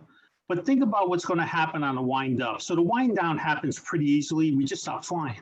I mean, there's the emotional issues associated with that, but you know, when you look at it, it's just we stop flying. And then what's the new steady state? But think about, you're going to have every airline in the system right now going from a 25% where we were in January, say to 50%. That's 100% growth rate immediately. And we're all going to be competing for that growth, right? And so that's where I see the stress from a system perspective in the system, where everybody's going to be competing. We're looking at growth rates of 100%. And normally you would do oversight and somebody's growing 10, 15% because you say, quote unquote, they may be growing too fast, right? So that's, I think, our challenge going forward. As we wind down and everybody gets in place in the wind down, how do you accelerate that wind up? And I think that's going to be our challenge as an industry, just as we have the challenge right now. Hey, Rick, one thing for me real quick. Certainly, go ahead. So one of the things to consider, you know, I'm the co-chair of the Flight Standards Transparency, Performance, Efficiency, and Accountability ARC. Maybe that's the avenue where we can maybe move forward collaboratively, looking at this issue more frequently as we go through the wind down, the normalizations, and the wind up as things change. So consider that, please. Yeah, that's a great point. And to both your points, Bob, Captain Fox, and Michael, the FAA as well has that concern because of the regulatory relief that we've granted going into this pandemic. We have things that are going to come due at a certain amount of time. We were great to react to the beginning, and we have to start building our plans, our rollback plans as well, and seeing how that's going to affect, because everybody now will be competing for time, competing for space, and competing for the services that we were able to. And when we provided the relief, we didn't need them at that time, but now we're going to need them. So everybody has, and I like Captain Fox's comments, wherever we can meet and have these discussions to kind of understand what this entire picture looks like, the better prepared we'll be to roll back when the time comes and becomes available for us. Let me move to Lee Hayes from Republic. How about yourself? How is your organization using SMS in any of these phases? Yeah, you know, like Bobby said, SMS is key to reviewing any of the changes that we're experiencing, whether it be the parking, the status quo, or the spool up of the operation, and streaming that information into the SMS and giving it a risk assessment, and then monitoring it with our safety programs, which, you know, as it was mentioned earlier, the use of ASIAS and being a member of ASIAS and the CAS portal and having those data sources available is critical. And we work on a daily basis. Our command center is in contact with the CDC and with our CMO, and daily conference calls with our co-chair partners, because we want to make sure that we are at the same level with the same standards that they have. All right, thanks, Lee. How about Tim? How about you from the Air Traffic Organization? And I know it's about SMS, but you know, what challenges do you see in your organizations as we move from steady state and roll-up periods? Really, I mean, the basis or the tenet of safety management system is continuous improvement, as others have alluded to. The key thing that we want to make sure we stick with is conducting all of our normal safety practices at each step, whether it was ramping down or ramping up. Any changes to the national airspace system, we expect to run through a safety risk management panel or the appropriate process. We are still running SRMPs now, granted remotely, when any changes need to occur, and remaining true to the SMS before, during, and after a crisis ensures that we're helping keep the system running at the same level of safety, no matter where we are in that event. So, but as far as ramping back up in specific challenges, to Trish's point, we learned our lessons early, and had we known a little bit more, we would have made those changes early on. Again, collaborating with industry and with labor helped us solve those problems rapidly. We will have to be ready to adjust as industry adjusts, or as we make changes. We will have to shift our traffic, shift our staffing to make sure it matches up with traffic, make sure that we're there ready to deal with any configuration changes at airports. You mentioned the challenges with parked aircraft earlier. And I'm proud to say that there have been no safety events associated with any aircraft parked on runways at the 10 or 11 airports that are involved in that. So again, close coordination and collaboration across the system with our employees and with industry will make sure that we take the appropriate steps and take everyone's considerations or concerns rather into consideration as we navigate our way back to whatever that new normal is. Thank you, Tim. And Rick, I think this was a great discussion. We have about 10 minutes for Q&A session. So if you're all right with it, we'll just jump right in with the first question we've received. So Sylvia's question is for airline executives, and she has asked, my husband is a mechanic for a major airline in the Midwest. What are you doing to protect him from the virus while looking out for the safety of others? That's a great question, Brianna. And, I think there's a lot of concern about that from industry workers. Let me see. How about Michael? Michael, you want to take that one on? Certainly. So we were begun doing temperature checks of all our people, especially at our major hub in San Francisco at our maintenance base. The issue you have is you have mechanics touching the same tool. So there's multiple touches of tools. And, using the face coverings can become a hazard in close quarters like that when you're working on mechanical issues, as we all know, and using gloves. So we do a good job in instructing our mechanics as to what social distancing is and how to make sure that they maintain that social distancing and the sanitizing of their tools and the sanitizing of the surfaces they're touched. But it starts with the front door. That when they walk through that front door, we give them a temperature check, see if they have any conditions, and move that threat outside the property of United Airlines rather than have it come on the property. But it is a challenge for our mechanics, that's for sure. Okay, all right. Lee with Republic, how about you and your organization?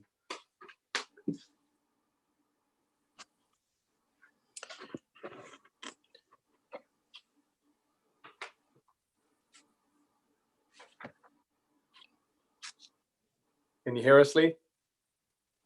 No. Okay. All right.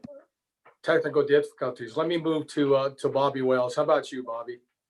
Yeah, thanks, Rick. We do much like United does that Michael talked about. We temperature check. We've got equipment. We've got face covering masks that we've issued to our employees and have adequate supplies for our aircraft mechanics. In addition to that, we've done a couple of additional measures. One is to reduce the interaction they have with other groups. So to reduce that interaction, you have to deploy technology quite often to ensure that the communication that happens on the flight deck continues to happen effectively. And so putting preventative measures in place by introducing technology, as well as ensuring that we have similar procedures for other employees that those mechanics interact with. My family are both my boys and my daughter-in-law are all aircraft mechanics. I hear from them very specifically when they think we have opportunity to add processes in place, and it's our job and responsibility to pivot and be nimble to react to those. So it's a great opportunity to have a conversation about where we can be better. Thank you, Bobby. A lot Great. of mechanics. Our next question is from Chuck, and he is wondering, based on the photos that have been out of jetliners parked on runways and taxiways across the country, as a result of recent drop in passenger demand, what is the industry doing to make sure these airplanes are being maintained while they're in storage so they'll be safe to fly when the time comes? That's another excellent question, Brianna. Let me see if Lee Hayes can come online with that. Lee, Thanks, are you there? Rick. Yes, I am. Thanks. Yeah, well, as a certificated air carrier, we're required to maintain our aircraft in accordance with our FAA approved maintenance program. And at Republic Airways, short-term and long-term storage programs are contained in that FAA approved program. And I'm sure this is the same at every other operator. And our technicians are up to the task of making sure that all of the normal maintenance as well as the readying for bringing those airplanes back online is available. Yeah, thanks, Lee. That's a great response. I think David Seymour for American spoke about it earlier about, stacking and packing the airplanes that are parked and accessibility. When we determine whether it's long-term versus short-term storage and the state of readiness the aircraft will be kept in. If it's short-term, depending on how many aircraft you are and the space available, that is a concern. And we all see the pictures on social media about aircraft being parked. So it is an important aspect, and I think as long as people know that those aircraft are parked but they're being cared for, that goes towards a lot to building public trust that these things just aren't sitting out there waiting to get turned back on. So thank you. We have a great follow-up question to that question. Are there sufficient aviation maintenance technicians to oversee the short and long-term storage programs that we have in place? Oh, that's another good question. That's a great follow-up. Michael, I'm going to reach out to you again because I know you're friends. I'm going to shout out to you. What do you have in that area? So the airplanes that are not flying right now are not being maintained in the flying status. We just shift the resources over to maintain those same aircraft in the storage status, both short-term and long-term status.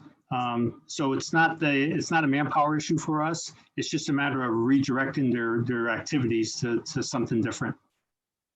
That's a great, I would say the same. Great. We have time for one or two more questions. Here's one. Have the safety metrics changed because of the COVID-19 situation? Safety metrics changing. How about if I go to, how about Captain Fox? How about on that one? Yeah, clearly, it goes back to the first question as well. The concern is, for her husband or wife going to work and working on an aircraft, are they going to be safe? And this has changed the industry. And the sooner we collectively realize that, the better we're going to be. ICAO just recently put out their recent guidance talking about a public health corridor, and they describe that as a clean crew, a clean aircraft, and a clean airport facilities. And that's really where we're going to have to go. We're going to have to, put all the metrics in place to ensure that we can have the layered approach that we talked about on this panel and the previous panel, so people feel that the risk has been mitigated as best as possible that we can. And one way we can get there is to have a standard, a rule that we can hold people accountable to, that, when they choose not to maybe follow the rule. But clearly this COVID situation has changed aviation, just like 9/11 did with security, and everything that we're talking about here, we need to use all the stakeholders to come together to put the best practices in place. And I think we're going to do it because we've done it in the past.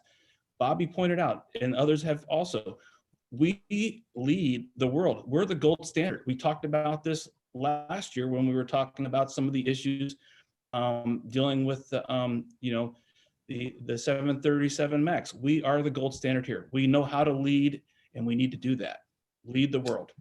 Great. Thank you, Captain Fox. That is all we have time for today. Again, a big thanks to all of our participants for the excellent questions, and a special thank you to our panelists for the great answers. I'd like to kick it back to a live feed with Administrator Dickson for his closing comments.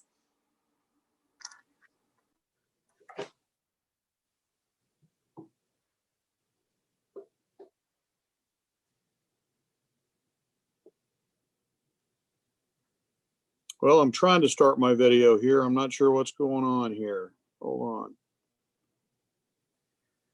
All right, here we are. Well, first of all, very candidly, I have to say that I miss you guys. I miss seeing everybody in person. But having said that, it is great to see you in this environment. So many, industry leaders and colleagues. So, it is I think it's a great opportunity that we've had to all come together and talk about some really important issues. About 2 hours of very candid discussions about your experiences in managing the safety and risks in the COVID-19 era. So we're going to continue this dialogue and collaboration as we navigate through this uncharted territory together. And as I said at the beginning of the meeting, our work in collaboration has been foundational to achieving the level of safety that we enjoy today. It'll be crucial for us to maintain and eventually surpass it. And today's discussions leave me optimistic that we're on track to make real and lasting progress. We at the FAA stand ready to help you in any way that we can so that we can remain vigilant in our responsibilities to the traveling public. I'd like to share a couple thoughts on the two panels. I took a few notes here, actually quite voluminous notes. And, you know, the thread really ran to both panels. But I think on the first panel, really just reinforcing the importance of collaboration and working together to identify risk and systematically take actions to drive risk down. And on the second panel, again, those same issues were there, but I think obviously supporting our people, managing distractions in a systematic way. So the importance again of collaborating and having the data coming up through our voluntary safety programs to be able to manage compliance and make sure that we're doing what we need to do to support our workforces.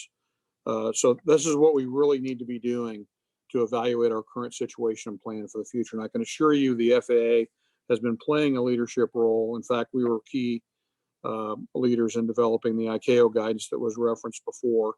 And getting back to that normal, whatever the new normal turns out to be, it won't be easy and it won't happen overnight. You know, in DC right now, we're actually, the mayor just announced an extension of the stay-at-home order to June 8th. But even when these stay-at-home orders are lifted, we'll have to be prepared to resume operations with appropriate consideration for the layered approach, including social distancing that we've talked about. We share that responsibility with all the stakeholders on this call to build passenger confidence in the safety of the aviation system as non-essential travel resumes under the guidelines for opening up America again. And while there's much work to do, we can all take pride in how high we've set the bar for aviation safety, but we can never be satisfied with that. We can never be complacent. And I know with the leaders, you know, in this venue, in this forum, and more dialogue and work, hard work to come, that safety bar will get even higher, even as we navigate through these unprecedented challenges. So if we work together, I know we'll overcome the challenges. We will remain the gold standard for aviation safety globally. Some of you have heard me say this a number of times.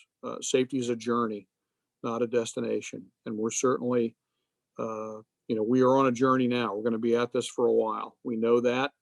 But our government and industry collaboration has been achieving the level of safety that we enjoy today. And we've got to continue that journey despite the rapid pace of change that we've seen, not only from this circumstance, but from a lot of change in our industry that we certainly will see over the coming years with the introduction of new entrants and certainly, hopefully, the restoration of commercial aviation safety growth in the future as our economy recovers. So again, my thanks to everyone. Thank you for your leadership. Thank you for your dedication, for your commitment, and your service, and also for taking care of yourselves, your families, and all of your colleagues and each other. Really appreciate it, and really appreciate everybody taking time out of your very busy schedules to be with us today. Thank you.